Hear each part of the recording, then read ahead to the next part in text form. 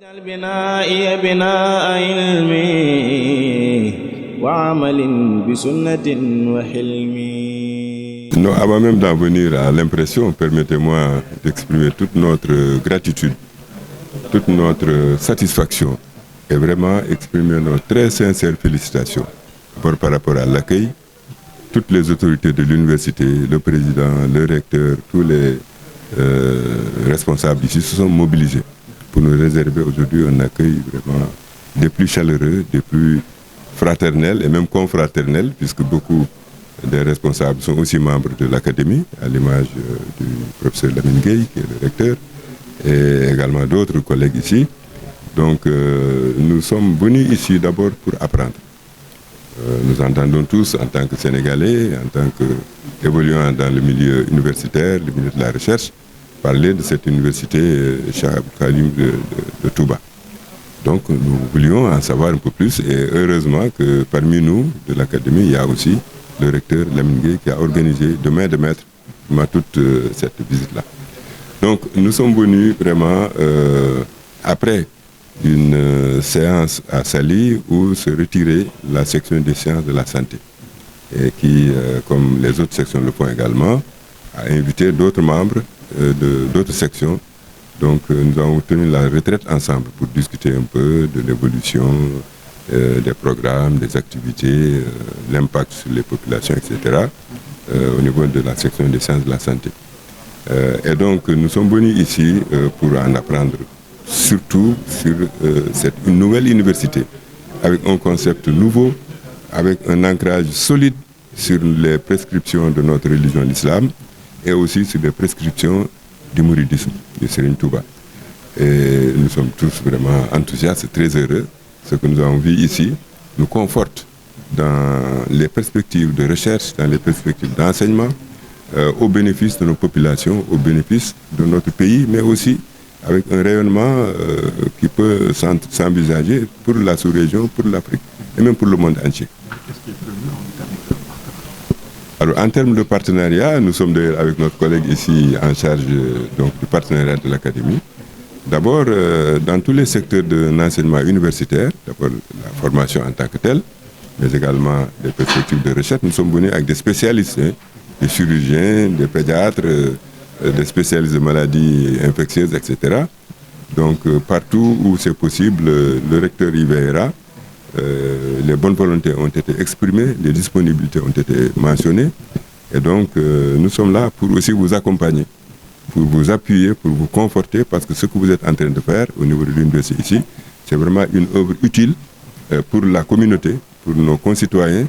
et pour notre pays. Et cela participe vraiment au développement de notre pays. Et nous profitons évidemment de l'occasion pour, à travers Serigne Ahmed, exprimer toute notre déférence, toute notre gratitude, notre salutation vraiment à Serigne Touba, au Khalif, et en demandant que nous puissions revenir ici, cette fois dans le cadre d'une délégation, nous en avons discuté hier, une délégation formelle de l'académie pour magnifier un peu notre disponibilité, expliquer ce que c'est que l'académie, ce que fait l'académie, et montrer aussi que nous sommes vraiment en phase avec les confréries de notre pays et que nous sommes à la disposition pour que le savoir scientifique soit exploité dans toutes ses composantes, au niveau de la formation, au niveau de la recherche, au niveau de l'innovation, pour que la mission de l'académie aussi puisse s'exercer de façon optimale. Nous avons eu l'honneur d'accueillir aujourd'hui une délégation de hauts responsables de l'Académie nationale des sciences et techniques du Sénégal. L'initiative de cette visite vient même de ces responsables de l'académie qui ont voulu venir découvrir le complexe Cheikh Ahmadoul Khadim et échanger avec les hautes autorités de ce complexe. Le président du complexe, le recteur, les vice-recteurs, les directeurs du FR, les chefs de département. Ceci dans l'objectif de comprendre d'abord le statut et le mode de fonctionnement de l'université, mais aussi de voir quelles peuvent être les perspectives de partenariat entre l'Académie nationale des sciences et le complexe Cheikh Ahmadoul Khadim. C'est un modèle innovant, donc c'est important que l'Académie découvre ce modèle qui part de la base, l'Institut du Coran, à l'université. La tâche de l'Académie étant de travailler sur tout ce qui est recherche scientifique, valorisation des résultats de la recherche, mais aussi conseiller les autorités du Sénégal en enseignement supérieur, en éducation. C'est très logique que cette visite soit envisagée et que nous puissions échanger avec ces hauts responsables, et ça a été le cas. Des perspectives se dessinent dans le court terme, notamment en matière de recherche, travailler avec des composantes de l'Académie pour installer un observatoire sur les maladies. Ça, je crois que c'est important parce que deux responsables, deux membres de cette section sciences de l'Académie travaillent déjà sur les observatoires et ont une grosse expérience. Je pense que le vice-recteur de l'UCAC chargé du partenariat et de la recherche va développer très vite ce projet avec l'Académie. Par ailleurs, vous savez que l'Académie anime des conférences à portée publique, scientifiques mais à portée publique. C'est dans cette perspective que les membres de l'Académie même, le vice-président notamment, a pensé que ce serait intéressant d'inviter le président du complexe pour venir échanger avec les académiciens, donc avec le Sénégal, sur un sujet qui sans doute sera à cheval entre la science et la religion. De même, l'Académie envisage, je crois que ça va être formalisé par le bureau même de l'Académie, de rendre visite au khalife général des Mourides, de venir lui expliquer ce que c'est que l'Académie, comment on fonctionne et le rôle de conseil que l'Académie joue pour toute autorité au Sénégal. Voilà en substance le contenu de nos échanges. waaye loolu ginnaaw bi ñu sant yàlla julli ci Yonent bi sallallahu alayhi wa sallam di ëlbatiku ci Serigne Ahmad ak recteur Lamine Gueye ñi nga xam ni ñoonu dalal muy mbégte mu rëy lool ci ñun ndax dañu jóge ci lël boo xam ni sali la woon ajjuma lañ fa ne woon ba tey suba lañ fa jóge di waxtaan ci li nga xam ni lépp moo aju ci doxaleenu réew mi maanaam ñun li nga xam ne moo ñu gën a kii moo doon wàllu wér-gu-yaram waaye am nañu tamit ay naataango yu fa ne woon yoo xam ni yeneen section yi dañu bokk ndax académie dafa am juróomi section ak juróom benn commission ñu ci nekk di gëstu seen wàll waaye dañuy dajaloo ndax ku nekk kenn mënul wéete su bopp alors donc moo taxoon donc ñu ñëw fi nag ñu xalaatoon ni war nañu seet si université Cheikh Ahmadoul Khadim bi li ko raw mooy directeur bi ci ñun la bokk bi ñu xamante yàgg na lool donc ñu daal ni ñu ñëw seet nag naka la université yi doxe te dafa fekk démb sax la ñu mujj di waxtaan ci sunu biir lël boobu waxtaane njàngum médecine naka lañ koy tëralee ñaata at la war a doon fi mu nekk fii Sénégal juróom-ñetti at la bon alors ñu naan est-ce que juróom-ñetti at ëppul ndax am na réew yoo xam ne ñii juróom benn at lañ koy def bon am na ñu xalaatoon sax ñu juróomi at la ndax jotuñu sax waxtaan li jëm ci pharmacie ak chirurgie dentaire fajkatu bëñ yi ak tamit ñi nga xam ñoo leen di jàppale muy infirmier yeeg sage-femme yi ndax defe naa lépp benn mbubb la alors waaye nag bon biñ ci waxtaanee waaye nag ñu ni bi ñu ñëwee fii nag ci dëgg-dëgg di gërëm lool nit ñu dalalee di sant di laaj di ñaan Serigne Ahmad ak Lamine ñu jottali ñu sunu nuyoo jottali ñu ko xalif bi ba pare bon biñ ci waxee bon bi ñu ñëwee fii en fait nit ñu wanalee université bi vraiment dafay loo xam ne dafay yéeme ci ñun ndax gis nañ ni bon laal nañu pàcc yëpp ba dugal ci yu yees yoo xam ni defe naa ni suñu mënee gëstu defe naa ni war nañ ko mën a lawal ci yeneen université yi ni ko suñu benn naataango doon waxee neen ñu université yi li nga xam ni mooy tax moo koy may doole mooy fii kenn du fi grève ndax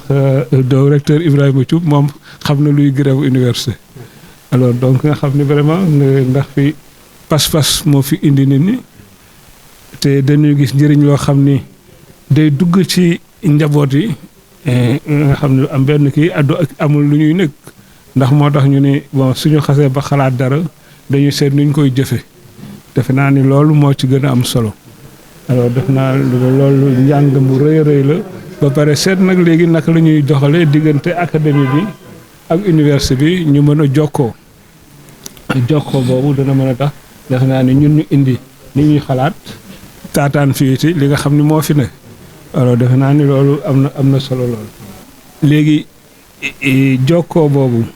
danañu dem ba nga xam ni bon ñun danañu fidèle si loolu mooy suñu yéene nga xam dañuy mën a toog ak xalif bi wax ko ñun suñu yéene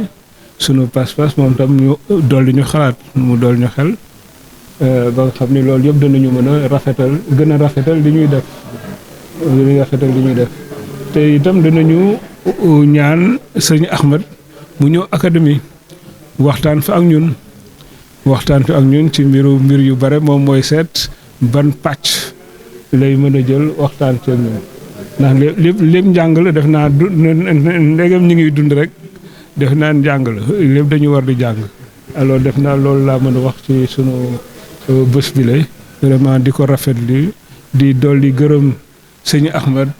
ak Lamine d'ailleurs dem naan Serigne Lamine sax laa waroo nag jërëjëf leen di leen jaajëfal vraiment merci. waa académie des sciences xam nga académie des sciences kuréel la bu am solo ndax lépp luy mbirum gëstu jàngale ak jàngale mi kawe mi surtout ñoom dañ ciy liggéey guddeeg bëccëg di ci xelal autorités yi ñoom nag ña fa nekk. xam ngeen ni ñu seen xel màcc ci loolu may soog a wax la moo tax ñoom ci seen bopp bi ñu génnee benn lël boo xam ne ñi doon liggéey ci mbirum wér-gu-yaram ñoom ñoo ko doon organiser invité ci yeneen section yi ñi yor science yor agronomie ñoom ñu xalaat ne buñ paree lël boobu dañuy ñëw Touba parce que dégg nañ complexe bi mais ñëw gisal seen bët seen bopp waxtaan ak autorités yi moom moo gën a amati solo loolu nag ñu sant yàlla rek ñoom bi nga xamee ne décidé nañ ko ci temps bu gàtt yàlla taxawal jataay boobu ñu ñëw fekk fi président complexe bi sëñ Ahmadou Badawi fekk fi recteur bi vice recteur yi directeur du UFR yi ak ñëpp ñuy liggéey ci université bi complexe bi ñu mën a waxtaan ak ñoom apprécier nañ li fi nekk waxal nañ ko seen bopp mais surtout li ñu gis it mu ciy génne mooy ay projets yoo xam ne mën nañ ko am ak académie maanaam dem ci biir ay convention mais surtout am na projet yoo xam ne taxawal ko yaakaar naa mën na bañ a yàgg bu ci yàlla àndee mooy lii ñuy wax observatoire maanaam di xool mbir gu wér-gu-yaram ci gox bi nu muy tëddee ak nuñ koy mën a